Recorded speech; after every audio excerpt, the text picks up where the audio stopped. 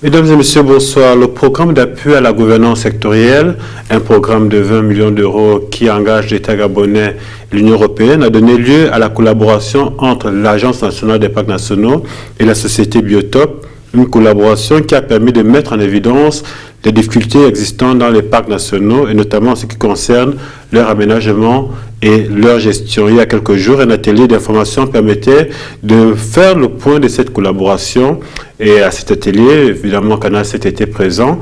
Et pour en parler ce soir, nous recevons Reynald Bounois, qui est l'un des experts envoyé notamment par la société Biotop. Reynald, bonsoir. Bonsoir à vous. Bonsoir. Je serai sur ce plateau, en tout cas avec Marie-Angèle Ngono, la spécialiste des questions environnementales, puisque ce soir, cette équipe va se charger de poser l'essentiel des questions donc, à Reynald Bounois. Marie-Angèle, bonsoir. Bonsoir, Sanferode. Alors, très rapidement, pour lancer, vous avez animé il y a quelques jours un atelier. De quoi s'agissait-il au fond? Alors, sur le fond, les ateliers qu'on a lancés portaient sur un sujet technique assez précis qui était l'étude d'impact environnemental. Quand vous êtes un opérateur économique, un carrier, un pétrolier, un exploitant forestier, pour avoir l'autorisation d'exploiter, vous devez obtenir ce qu'on appelle au Gabon un quitus environnemental. Et pour obtenir ce quitus environnemental, vous devez produire ce qu'on appelle une étude d'impact environnemental que vous remettez à l'administration. Et sur la base de cette étude, l'administration vous donne ou non l'autorisation de réaliser votre projet sur le plan environnemental. Après, les autres administrations, par exemple le ministère des Mines, le ministère des Hydrocarbures, vous donnent des autorisations propres qui sont liées à votre domaine d'activité, mais qui ne relèvent pas du domaine environnemental strict. Donc, il était question de former, on va dire, les experts gabonais sur l'élaboration. C'était des ateliers d'information. En fait, dans le cadre du programme PAGOS, donc programme d'appui à la gouvernance sectorielle, domaine environnement, puisque le PAGOS a un large champ d'application, et je maîtrise bien que finalement celui dans lequel je suis intervenu, c'était des ateliers d'information pour indiquer aux acteurs gabonais des études d'impact. Donc vous aviez des opérateurs dans la salle, vous aviez des cabinets d'études, cette profession qui fait l'interface entre l'opérateur et l'administration et qui produit, qui écrit finalement l'étude d'impact. Vous aviez des administratifs en tant que tels, différents ministères. Vous aviez l'Agence des parcs également. Il y a la DGEPN, la Direction générale de l'environnement et de la protection de la nature, qui est venue également. Et il s'agissait d'informer les personnes présentes des outils qui avaient été développés dans le cadre des 7 mois qui nous ont liés contractuellement dans le cadre du PAGOS avec la NPN et la DGEPN. N'oublions pas le ministère, Direction générale de l'environnement et de la protection de la nature. Alors, 7 mois de collaboration qui ont débuté au mois de novembre. Quel est le bilan que l'on peut faire aujourd'hui de cette collaboration? Le bilan. Sur le plan technique, on a produit beaucoup d'informations, des outils qui sont à la fois à destination du public qui va les utiliser. On a accompagné les équipes, alors des équipes mixtes, Agence nationale des parcs nationaux et Direction générale de l'environnement et de la protection de la nature sur le terrain. Donc un bilan, on va dire, on a touché le terrain, on a un bilan de terrain très, très fort. On est allé voir 12 projets sur 38 jours de terrain avec tous les aléas que peut porter le terrain quand on circule dans des systèmes sauvages du Gabon. Des documents de communication et d'information, on va dire, comme ceux que vous pouvez avoir sur la table et dont les ateliers faisaient partie. Donc un bilan pour moi très positif. Toujours le goût de vouloir en faire plus derrière, donc un bilan technique positif, un bilan humain extrêmement positif, ça c'est l'expérience humaine qui a été cette mission est absolument formidable. On avait des équipes mixtes, des administrations qui non pas se découvraient, mais apprenaient à travailler ensemble véritablement. On a eu un travail, comme on dit, de team building, de rapprocher des gens qui n'avaient pas l'habitude de travailler. On a établi les règles de travail en commun, donc ça aussi c'est très intéressant. Donc un bilan humain plus que positif et un bilan technique très positif. Et quels sont les différents parcs que vous avez visités pendant ces Alors, on est allé dans le Monde Cristal, pas très loin d'ici. Zone tampon des Monts Cristal, zone tampon de Pongara, zone tampon de Mukalabadoudou, le parc de Mukalabadoudou, zone tampon du parc de Livindo, zone tampon de la Lopé, et je crois que c'est tout. Ouais. Au terme de ces 7 mois, on imagine qu'il y a un rapport qui a été dressé. Qu'en est-il exactement? Vous avez comme rapport disponible un élément qui est téléchargeable, c'est un guide d'application du manuel général de procédure qui stabilise les règles de travail entre la Direction générale de l'environnement et l'Agence nationale des parcs dans ce secteur particulier qui est la zone tampon des parcs nationaux, où les deux administrations ont un avis conjoint à produire. Vous avez un bilan, un retour sur les formations de terrain où Biotop a produit un certain nombre de recommandations vis-à-vis des deux administrations pour maintenir dans le temps ce travail conjoint, faire quelque chose de durable et apporter un certain nombre de regards extérieurs sur la manière dont tout ça s'est passé. Qu'est-ce que vous avez d'autre? Vous avez en ligne, en site web, des cartes sur lesquelles les opérateurs peuvent s'appuyer pour aller chercher les informations environnementales dont ils peuvent avoir besoin et les premiers éléments de cadrage technique pour produire leur étude d'impact. Voilà, beaucoup de choses. Hein. Mais ça, c'est des questions assez générales. Maintenant, essayons de rentrer un peu très clairement dans le projet que vous avez, dans lequel vous avez collaboré. L'ANPN qui collabore avec une société, la société Biotop, pour notamment les questions d'études d'impact. Est-ce que, enfin ça signifie certainement qu'il y a eu des observations, est-ce que ce n'est pas dû au fait que finalement on s'est rendu compte que dans les parcs nationaux, il y a quand même des activités qui toucheraient à la nature même de ces parcs nationaux?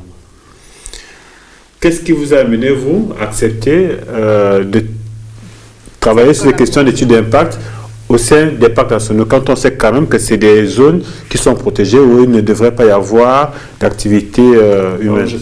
J'insiste sur un point que j'ai exposé tout à l'heure. Vous avez le parc national, et autour du parc national, vous avez ce qu'on appelle une zone tampon, et encore plus loin, vous avez une zone périphérique. Ce qui est bien stabilisé réglementairement aujourd'hui au Gabon, c'est la zone tampon. C'est une bande de 5 km autour du parc. Et le droit gabonais autorise les activités économiques dans cette zone tampon, sous réserve que ces activités économiques aient un impact faible sur le parc national, c'est-à-dire qu'il y ait une influence faible sur le parc national. Et dans le cadre de l'instruction de ces dossiers-là, dans le cadre de quand le porteur de projet soumet son dossier à l'administration, il y a un double regard. Un regard Direction générale de l'environnement et de la protection de la nature, c'est elle qui au final donnera l'autorisation environnementale, et un regard qui peut être bloquant de l'Agence nationale des parcs nationaux. Et donc les projets sont possibles, les projets ont cours, et c'est légal qu'ils aient cours, c'est une situation qui est normale juridiquement, mais le régime juridique est plus regardant dans ce secteur très particulier qui entoure les parcs nationaux. Et l'idée de la mission, c'était bien de faire que ce double regard fonctionne bien, de fluidifier, administrativement parlant, ce double regard. Qu'est-ce que vous avez constaté sur le terrain? Puisque c'est quand même des zones qui sont très proches des parcs nationaux et qu'on peut penser effectivement qu'il y a un impact de ces activités-là à l'intérieur des parcs. Qu'est-ce que vous avez constaté de façon générale? Est-ce qu'il y a du travail à faire ou bien c'est finalement une situation qui est bien gérée par les parcs nationaux et la Direction générale de l'environnement? Alors, je distinguerai la gestion par les parcs nationaux et le ministère de l'Environnement de la situation sur le terrain, puisque les choses ne sont pas si simples, ne sont pas si dichotomiques.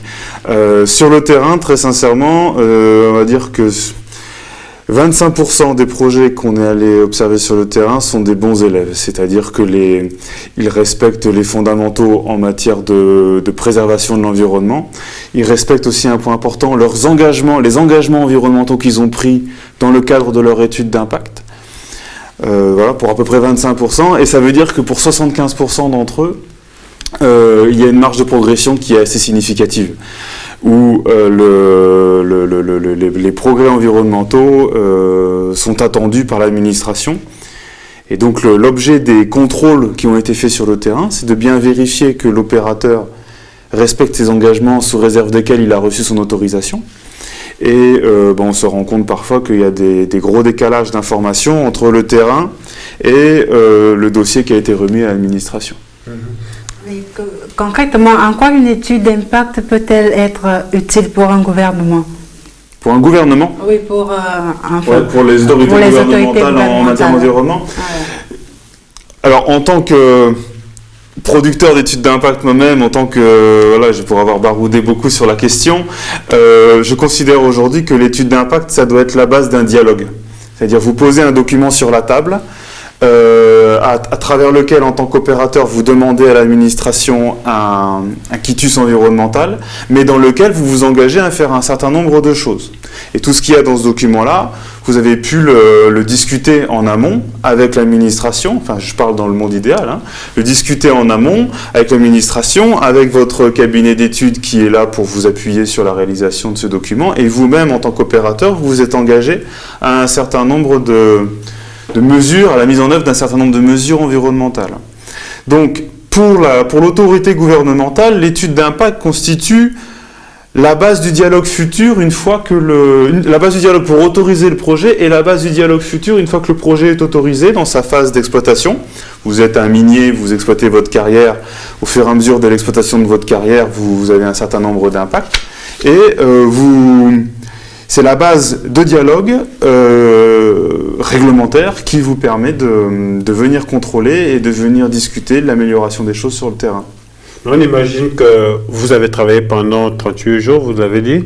Oui, plusieurs missions de terrain. Plusieurs missions de terrain.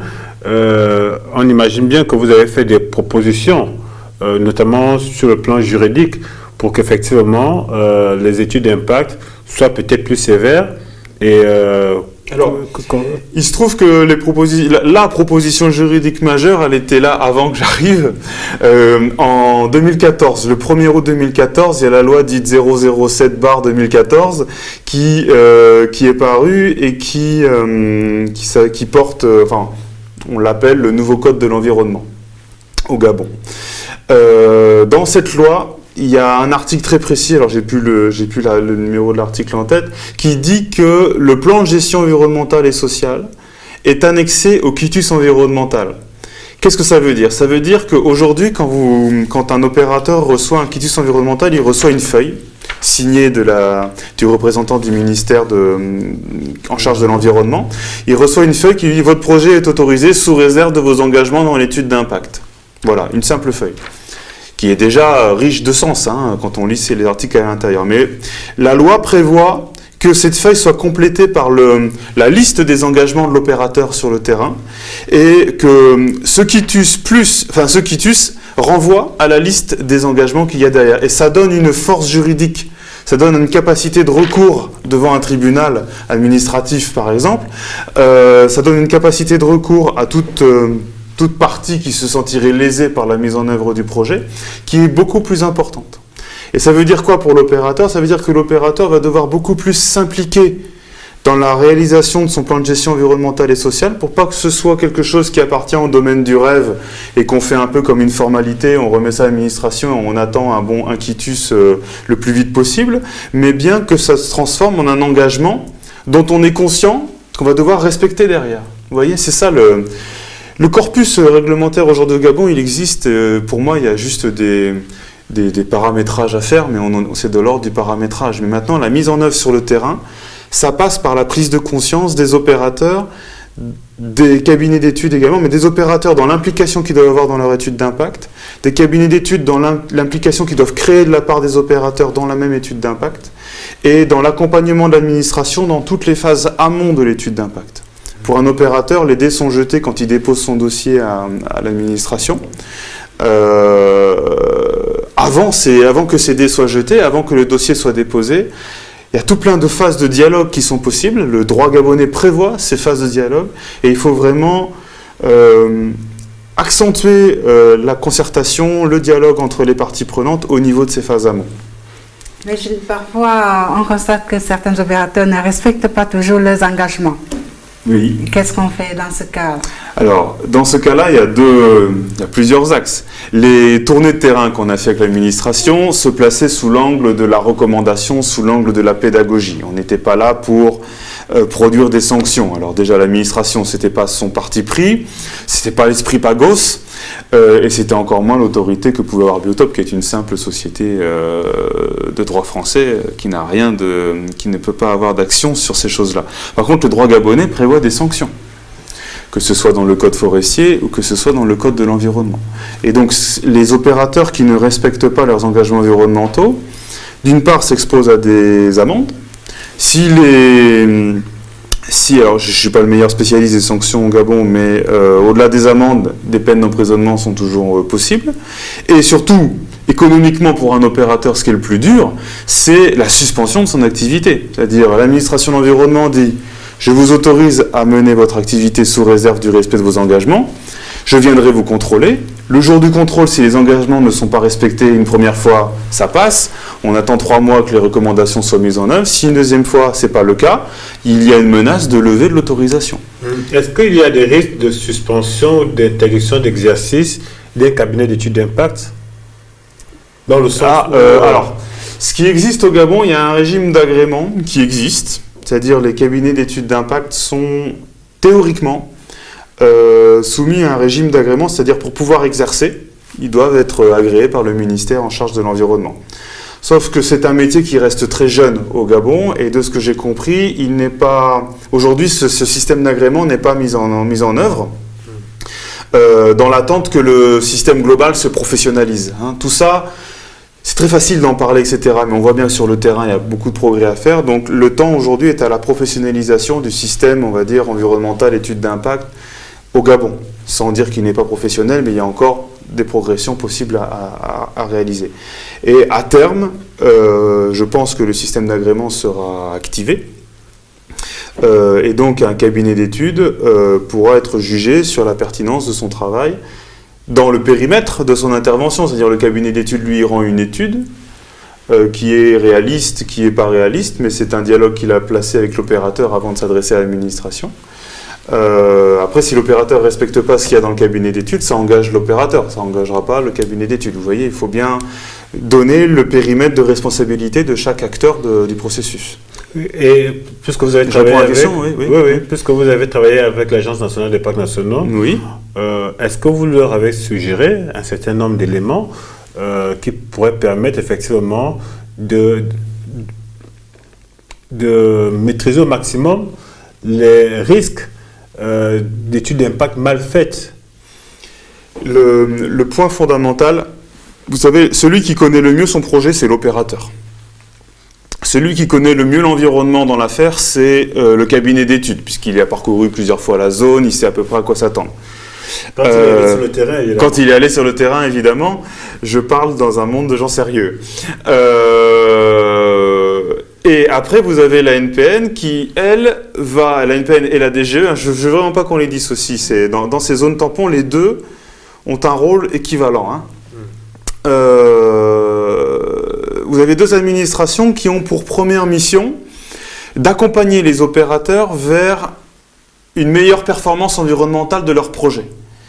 Et donc, l'idée, c'est de cette administration qu'elle ouvre ses portes au moment opportun pour l'opérateur dans la définition de son projet. Et au cours du processus d'étude d'impact en droit gabonais, vous avez des étapes fondamentales. Vous avez notamment une visite de terrain avec les administrations. Donc l'idée, c'est quand l'opérateur invite à la visite de terrain les administrations, il y a l'administration des parcs, l'administration du ministère, donc la DGEPN, éventuellement l'administration de tutelle technique qui peut éclairer l'ensemble du groupe sur les réalités techniques de comment on exploite du gravier, comment on pose un pipeline, comment on fait une exploration sismique, etc. Comment on coupe des arbres. Les spécialistes de l'environnement ne sont pas toujours au fait des dernières nouveautés techniques. Et donc déjà, il y a un premier temps au niveau de la visite de terrain où ce collectif-là peut échanger. Il y a un procès-verbal de visite de terrain qui est établi et l'opérateur et son cabinet d'études reçoivent un certain nombre de premières recommandations. Première étape clé, déjà prévue par les droits gabonais, dans laquelle il faut dépenser un maximum d'énergie pour ne pas avoir de mauvaises surprises lorsqu'on déposera l'étude d'impact. Première étape. Deuxième étape aussi clé, dans le droit gabonais toujours, il y a un système de soumission de ce qu'on appelle les termes de référence. C'est-à-dire qu'avant de se lancer dans la rédaction de son étude d'impact, l'opérateur et son cabinet d'études soumettent à l'administration, donc les deux, toujours, ce qu'on appelle les termes de référence. C'est un peu le cahier des charges qu'ils vont suivre, les thématiques auxquelles ils vont répondre dans le cadre de l'étude d'impact par rapport à ce qui a été discuté en amont. Et donc, c'est, comment vous dire, c'est un petit peu leur plan de travail avant de commencer l'étude d'impact. Okay. Et là aussi, il y a une réunion de validation, il y a des temps de validation, il y a des téléphones qui existent, où il peut y avoir des échanges très constructifs sur ce qu'on va injecter dans ces termes de référence, les approfondissements qu'on souhaite réaliser. Par exemple, c'est dans une zone qui est sensible pour des populations de grands singes. Les deux administrations pourront demander à l'opérateur d'être très attentif à la question des grands singes et d'apporter des conclusions pertinentes et argumentées sur la question des grands singes dans la zone de son projet. Et donc idem pour tout un tas de thématiques qui peuvent apparaître en zone tampon. Donc là vous avez ces deux grands temps qui sont prévus dans le processus réglementaire, où l'opérateur, le cabinet d'études, l'administration et l'administration de tutelle technique peuvent discuter ensemble à bâton rompu de ce qu'on veut voir dans l'étude d'impact.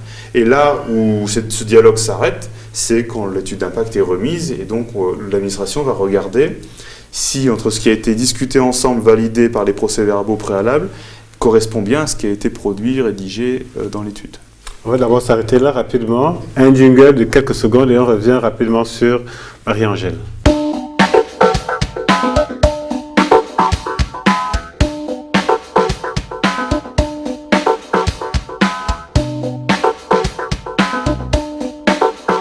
Alors, Reynald Bounois, c'est certainement pas le premier pays dans lequel vous exercez, le Gabon.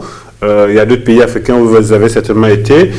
Lorsque vous faites une comparaison entre le Gabon et d'autres pays, est-ce que vous pensez que le Gabon est suffisamment bien avancé sur les questions d'études d'impact environnemental, sur les questions de protection de l'environnement, notamment dans les zones protégées? C'est une question complexe que vous posez, puisque en fait, en fonction du segment qu'on regarde, on peut avoir des niveaux de performance différents. Par exemple, moi j'ai été très agréablement surpris au Gabon sur l'attention forte qui est portée au contrôle après l'autorisation. J'ai une grande expérience en Europe, dans différents pays européens, et cette attention n'est pas forcément acquise dans les autorités gouvernementales en matière d'environnement en Europe. Au niveau du corpus réglementaire gabonais, vous avez déjà un corpus réglementaire. S'il était parfaitement respecté par tout le monde, au niveau environnemental, on n'aurait pas de soucis, on n'aurait pas eu besoin de produire un certain nombre de documentations pour rappeler quelques bases au terrain. Donc, moi, ce que j'ai remarqué spécifiquement par rapport à cette expérience gabonaise, c'est un corpus réglementaire qui est prêt, donc qui mérite nécessairement des ajustements, mais ça c'est l'histoire du droit, et par contre un décalage avec la réalité de terrain. Et la grosse recommandation que j'ai faite à tout le monde dans les gens qui m'entouraient, c'est de faire attention à ce qu'on n'alimente pas trop de rêves au niveau réglementaire et qu'on reste les pieds sur le terrain, les pieds sur terre, pas la tête dans la lune, mais bien les pieds sur terre pour régler les problèmes du moment en matière environnementale et avoir certes une vision possible plus lointaine sur la préservation de l'environnement au niveau de ces études d'impact, mais sans aller trop loin, trop vite. Le Gabon a produit une loi développement durable qui est très innovante au niveau international l'année dernière, en même temps que cette nouvelle loi sur le code de l'environnement. On en attend assez avec un peu d'impatience de mon côté, en tout cas, les premiers textes d'application. Parce qu'elle introduit des concepts qui sont très novateurs.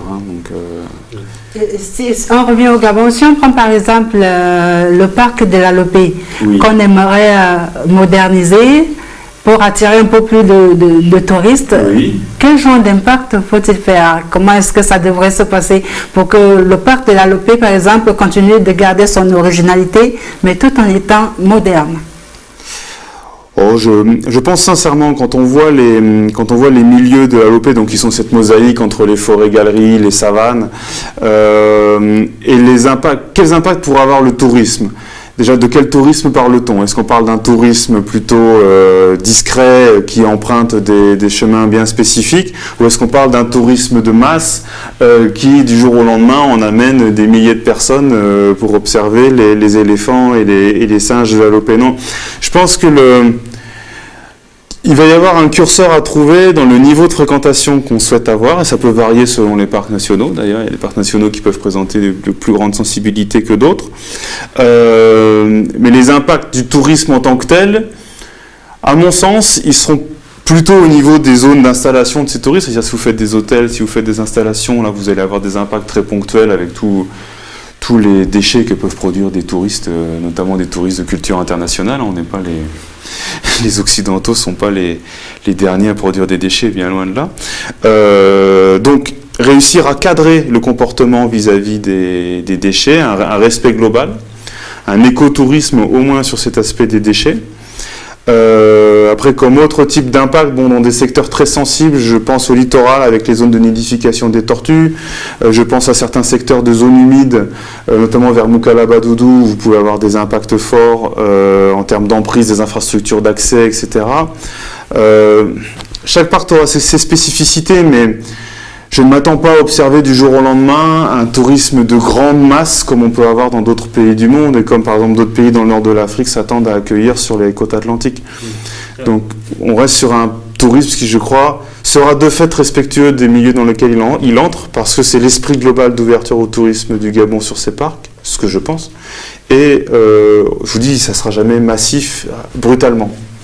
Alors, je voudrais revenir sur sa question. Oui. Le parc de la Lopé était un parc qui est classé patrimoine mondial de l'UNESCO. Plusieurs projets donc, ont été élaborés, notamment celui d'un schéma directeur qui devrait donc permettre de transformer le parc pour qu'il soit plus accueillant. Est-ce qu'il n'y a pas le risque que ce parc a de naturel, d'original, soit bouleversé par le fait justement du réaménagement qu'impose ce schéma directeur? Je ne pense pas. Très sincèrement, je ne pense pas. Alors, j'ai un naturel très optimiste, mais quand on voit l'ampleur comment justement dans un tel projet on pourrait préserver l'essentiel de la beauté de ce parc? Les parcs bénéficient tous de ce qu'on appelle un plan de gestion. Il y a 13 parcs, au sens vraiment parc national, il y a 13 parcs qui tous bénéficient depuis août de l'année dernière. Il s'est passé beaucoup de choses au Gabon en août. Depuis août de l'année dernière, les 13 parcs ont ce qu'on appelle un plan de gestion. Le plan de gestion, alors je ne les connais pas tous par cœur, mais ils identifient premièrement un certain nombre de valeurs, c'est-à-dire pourquoi le parc a-t-il été créé. Historiquement, la réserve historique de faune de la Lopé a été créée pour des populations d'hippopotames, de ce qu'on m'a dit. Aujourd'hui, il n'y a quasiment plus d'hippopotames à la Lopé, peut-être un de temps en temps qui se balade, et c'est de l'ordre de l'anecdote. Donc ça veut dire qu'entre l'objectif de départ et aujourd'hui, il y a eu un décalage. Donc les plans de gestion de chaque parc sont là pour toujours se remémorer quels sont les éléments qu'on souhaite conserver à l'intérieur du parc.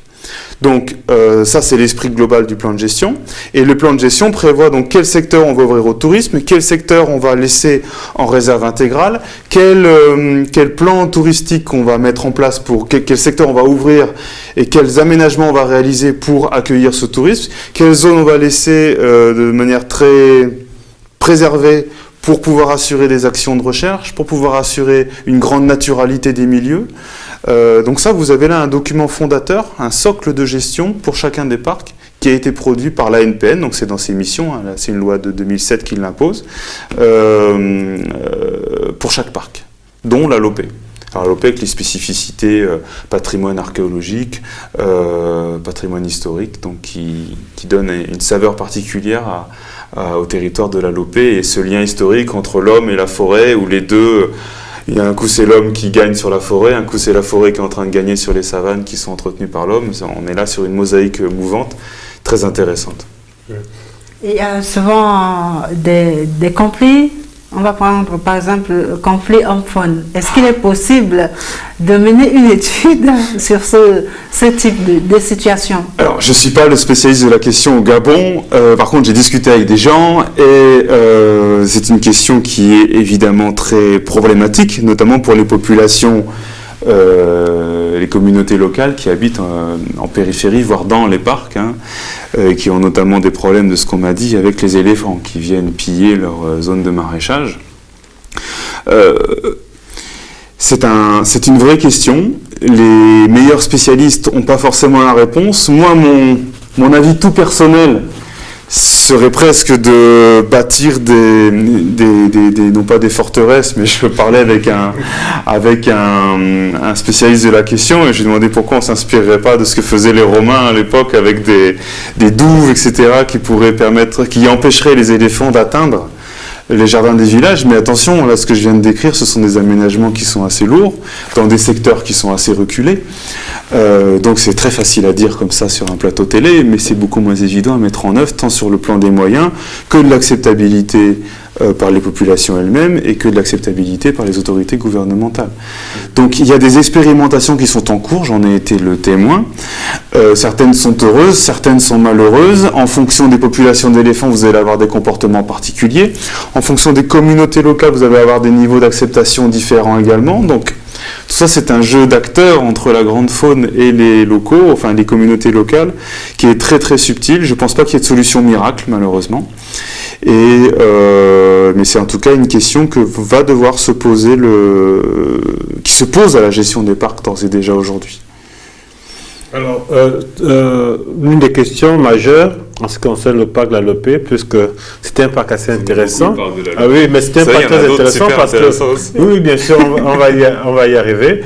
Mais c'était un parc assez intéressant parce que il y a quelques années, on a évoqué le projet de Mikebe, qui est un projet d'exploitation de minerais de fer. Oui. Et il était question éventuellement que les déchets, donc des usines ou de l'exploitation, passent par le parc de la Lopé.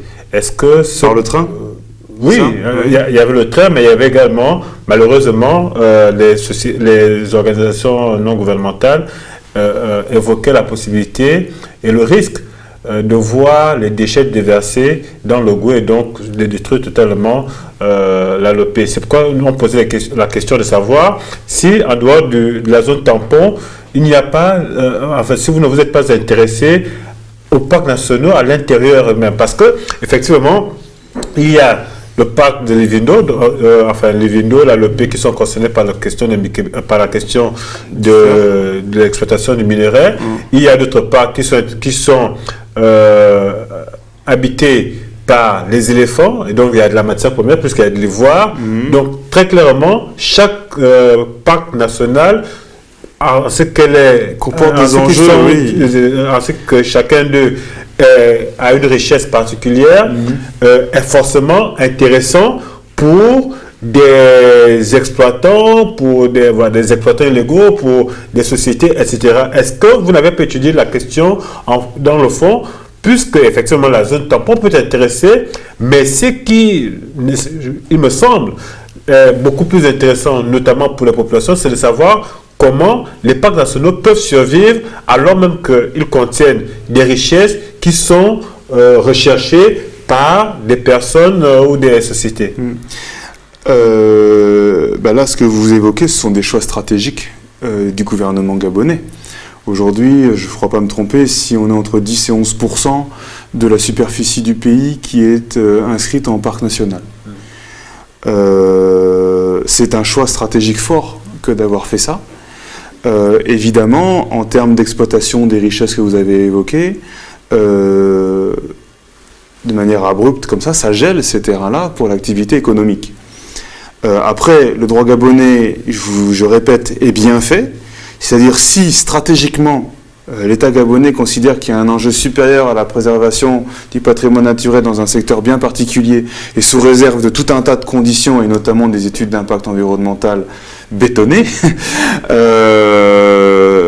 certains parcs, ou du moins certaines portions de parcs, peuvent être déclassées. C'est prévu par le droit gabonais. Il faut bien, c'est la loi de 2007 toujours, qui stabilise les modalités de création et de gestion des parcs. Et donc, le cas, à ma connaissance, ne s'est pas encore présenté de manière concrète, mais c'est possible. Vous avez un exemple, c'est pas au niveau d'un parc, mais au niveau de la forêt de la Monda, sur la péninsule de la Monda, donc l'arboretum Raponda-Walker, etc., au nord de Libreville. Et il y a progressivement eu des parcelles de forêt qui ont été déclassées, pour être détruite, concrètement, sous la pression de l'urbanisation. Donc là, pareil, c'est un choix stratégique d'aménagement du territoire, d'équilibre entre la part naturelle, la part exploitée et la part complètement artificialisée du territoire. Et ça, bon, vous êtes aujourd'hui sous un gouvernement qui a fait un choix fort de placer un espoir économique également dans les parcs nationaux. C'est-à-dire, ces richesses que vous parlez, qui ne sont pas, ces matières premières qui ne sont pas exploitables, quelles autres options sur le même territoire on peut avoir pour en recueillir des fruits équivalents? Et l'écotourisme est évidemment l'un des axes majeurs qui m'a été rapporté systématiquement. C'est l'un des fondements de la politique des parcs, de ce que j'en ai compris. Et quel peut être l'apport d'une étude environnementale dans la vie des populations locales? Alors, dans le processus d'étude d'impact, dans ce droit gabonais qui est très bien fait, il y a une phase de consultation publique. Donc les citoyens, les habitants des communautés locales, à l'occasion d'une réunion qui est provoquée par l'opérateur économique, peuvent exprimer, avec leurs représentants et les représentants des autorités déconcentrées, peuvent exprimer leurs attentes vis-à-vis de l'opération. Et là, charge à l'administration d'apporter suffisamment d'éclairage à la population pour qu'elle comprenne bien ce qui va se passer et de bien recadrer les attentes de la population, puisque l'opérateur ne peut pas se substituer à tous les devoirs régaliens du gouvernement gabonais. Donc là, il y a aussi des cadrages à faire au niveau administratif. Alors, très clairement, vous étiez sur le terrain. Oui. Est-ce que on ne va plus parler de la LOPE, puisque vous avez dit qu'il y a d'autres parcs, on parlera de Moigna, de Mont de Cristal. Oui. Est-ce que vous êtes éventuellement tombé sur des opérateurs qui, vous présentant des études d'impact, vous vous êtes rendu compte que ce n'était pas respecté? Est-ce que c'est des cas fréquents autour des parcs, compte tenu de Parce que je vous dis tout à l'heure, sur un échantillon d'une petite quinzaine de projets, 75% étaient plutôt des élèves pas bons, et 25% étaient des bons, voire des très bons élèves. Ça veut dire qu'il y a des parcs nationaux qui sont en danger? Oui, si les mauvais élèves sont plutôt nombreux. Ça veut dire, ce problème c'est que la répartition est assez dispersée, c'est-à-dire que je peux pas vous dire que tous les mauvais élèves sont dans le même parc, c'est pas aussi radical que ça malheureusement, je sais bien que ça ferait plus de bruit que si c'était comme cela, mais il y a clairement par contre des activités qui se concentrent dans tel ou tel parc. Si on prend les monts de cristal, vous avez une forte activité d'extraction de minerais, de granit, pour produire les cailloux qui servent à construire Libreville et qui servent à construire les routes qui sont en cours de construction, de rénovation au niveau du Gabon en entier, quoi, hein. Donc il y a un besoin de la société, donc il faut bien aller chercher le caillou là où il est, pour parler comme un minier. Il se trouve que juste à côté de ces cailloux, vous avez les monts de cristal qui sont des gros cailloux mis sous la cloche parc national. Et donc là, vous avez une pression plus forte, une présence plus forte de l'activité d'extraction de granit. Mais ce qui ne veut pas dire que l'ensemble des montagnes des monts de cristal sont en danger. Il veut juste dire qu'il y a un enjeu là de faire en sorte que les activités qui exploitent ce caillou, pour rester simple, respectent bien leurs engagements environnementaux et qu'en amont, ils aient reçu une autorisation suffisamment claire dans ses attentes pour qu'ils connaissent les règles du jeu dans cet espace de la zone tampon à proximité des parcs. Voilà. Alors, je ne peux pas dire que les monts de cristal sont en danger, c'est pas vrai. En tout cas, les monts de cristal ne sont pas en danger. On revient rapidement sur ce plateau après ce court jingle.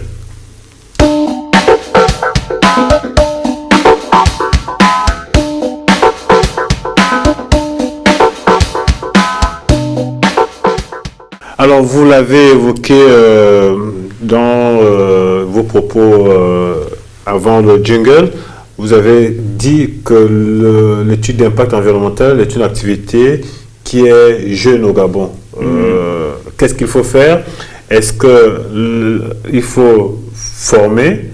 Est-ce qu'il faut renforcer les capacités? Qu'est-ce qu'il faut faire pour qu'effectivement les études d'impact qui sont produites soient de qualité et soient à la hauteur des attentes, notamment de la Direction générale de l'environnement?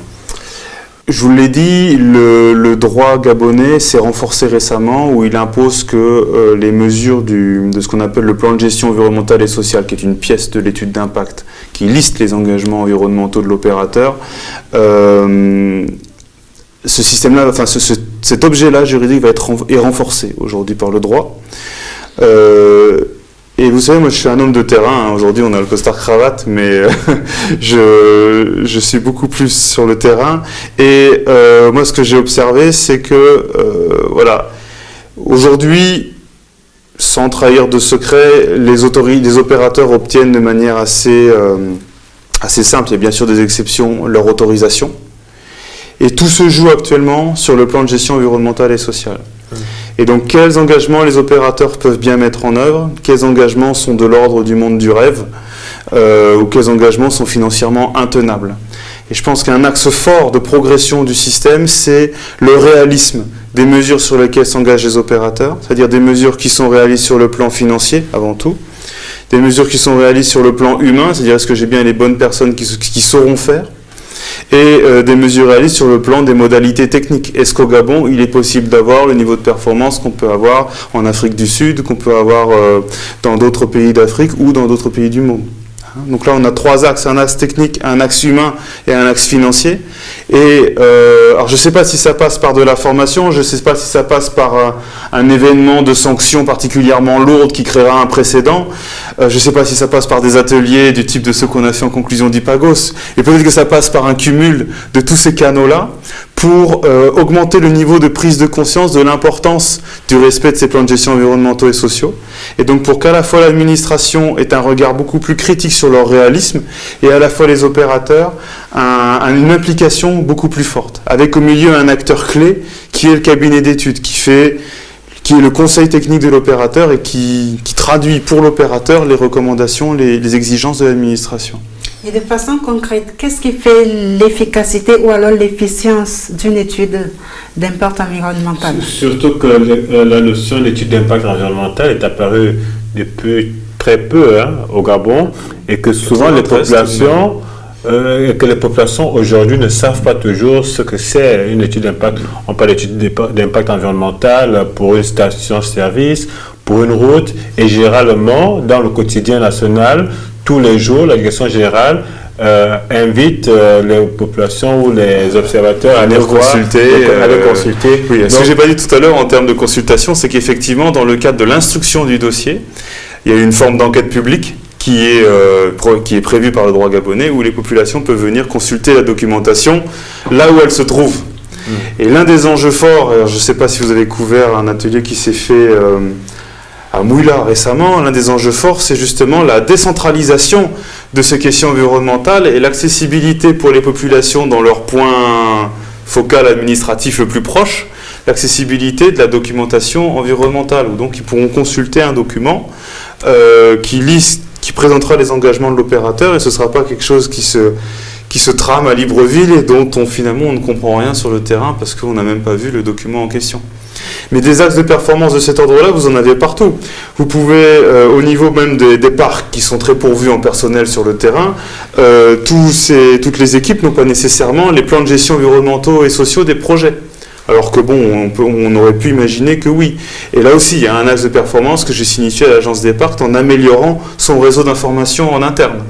En donnant les moyens au conservateur d'un parc ou à des éco-gardes d'aller voir si ce matin, bah oui, c'est bien, vous respectez bien la mesure que vous deviez mettre en place au niveau des hydrocarbures pour pouvoir continuer à faire votre activité, par exemple. Donc pour moi, on est vraiment sur de la communication tous azimuts avec comme maître mot le réalisme et le dialogue. On n'est pas les opérateurs, le cabinet d'études d'administration ne sont pas des entités qui vivent en parallèle. Leurs chemins convergent au niveau de la réalisation du projet. Il faut vraiment profiter de cette opportunité-là pour pas qu'il y ait de mauvaises surprises a posteriori. Et ça, c'est ce que j'ai martelé pendant les ateliers, et merci de me donner une occasion de le refaire ce soir ou ce matin, je ne sais pas. Après le travail que vous avez fait abattu sur le terrain, est-ce que l'Agence nationale des parcs nationaux et la Direction générale de l'environnement et de la protection de la nature ont de quoi s'inquiéter ou bien s'inquiéter? Oui, s'inquiéter.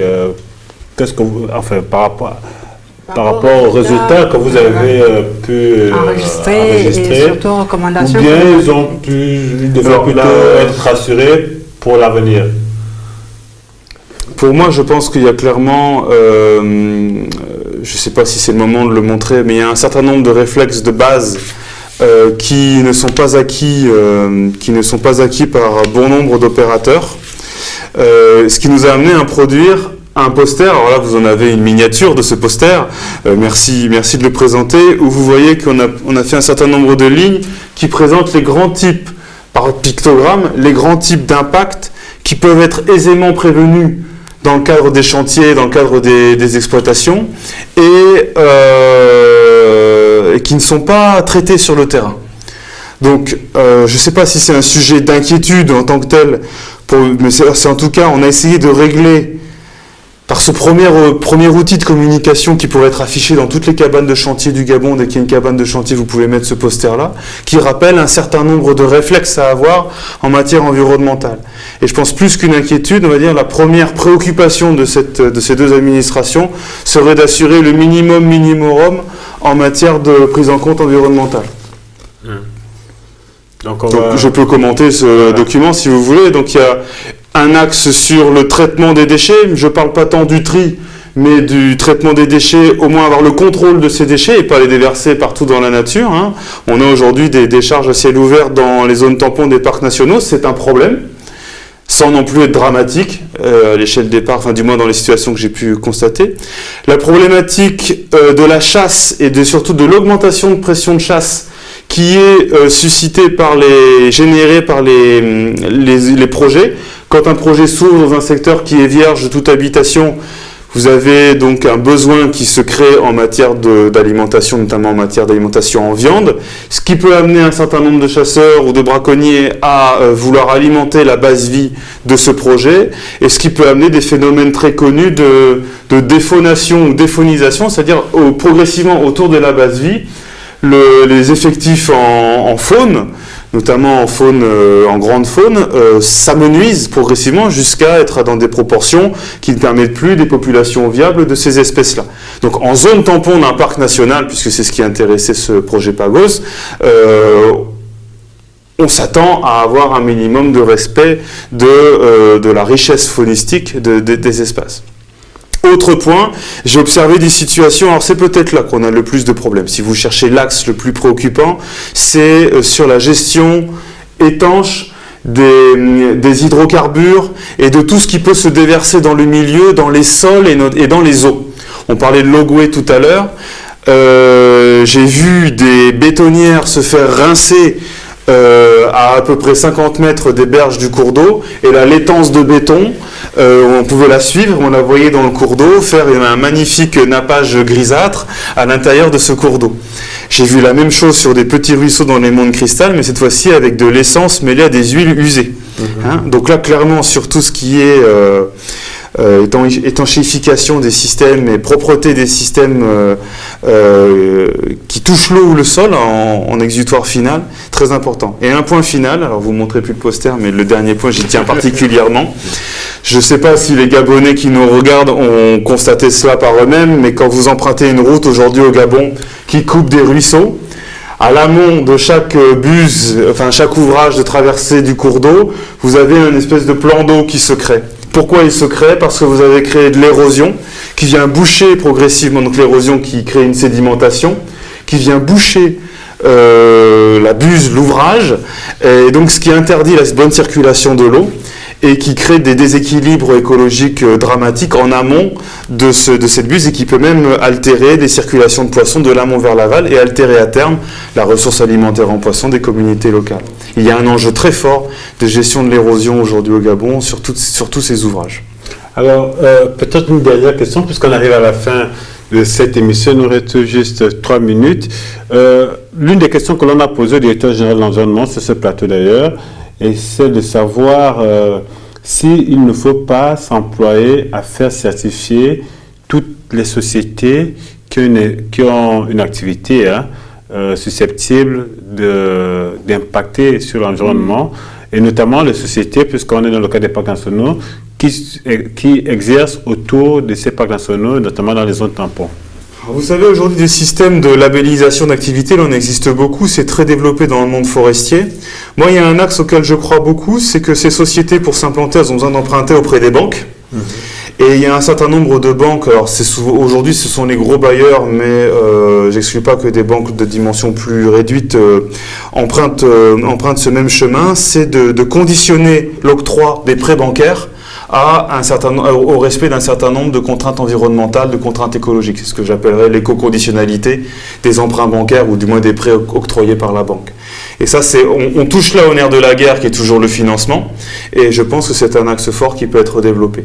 Les certifications en tant que telles, pourquoi pas, mais attention à pas faire d'excès de zèle non plus. Il y a certains projets qui ne méritent pas nécessairement d'entrer dans une démarche d'excellence tout en étant respectueux de l'environnement. Voilà, je suis toujours attaché au caractère approprié des exigences environnementales. Pas d'excès de zèle, mais de la vigilance de tous les jours. Angèle, peut-être une dernière question. Juste une dernière question toute simple. Est-ce que vous pouvez nous parler un tout petit peu de Biotop?